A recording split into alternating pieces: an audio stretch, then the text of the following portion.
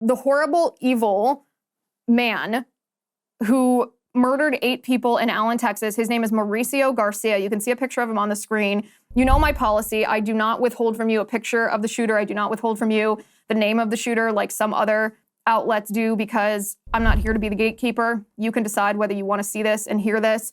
I want to report to you what the facts are, and then I want to talk with you and analyze these situations with you and not decide what you are responsible enough to hear or what you're not responsible enough to hear. None of that. So that's the shooter, Mauricio Garcia. As you can see, it's a Hispanic man, which, believe it or not, is critical to the analysis of this story, because almost immediately after this happened, this man opened fire in a mall, an outlet mall in Texas, killed 8 people, including some children.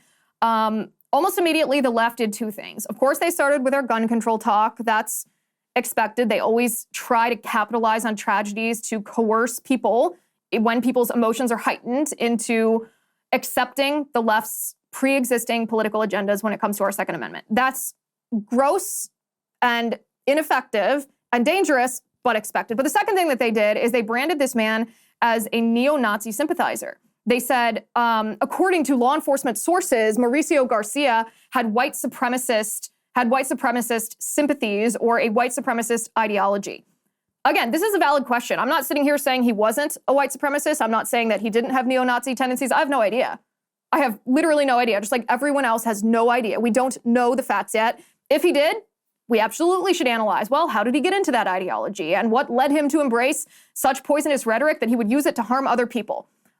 We should know exactly what his ideology is, just like we should know what's in the manifesto of the Nashville mass shooter. We absolutely should know exactly what these people believed to try to unpack why they committed these mass atrocities so that we could possibly prevent such atrocities from happening in the future.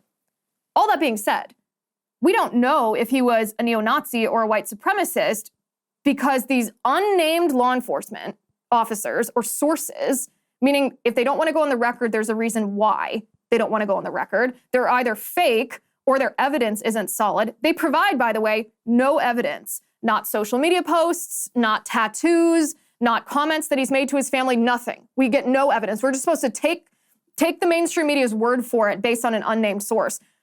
I'm sorry, the mainstream media has not acted in a way worthy of our trust that would convince me to take their word for it without them providing hard evidence. You show me the hard evidence, you put the sources on record, or else I'm not going to assume that this killer was acting according to an ideology which you have used to brand falsely used to brand every political opponent to the Democratic Party.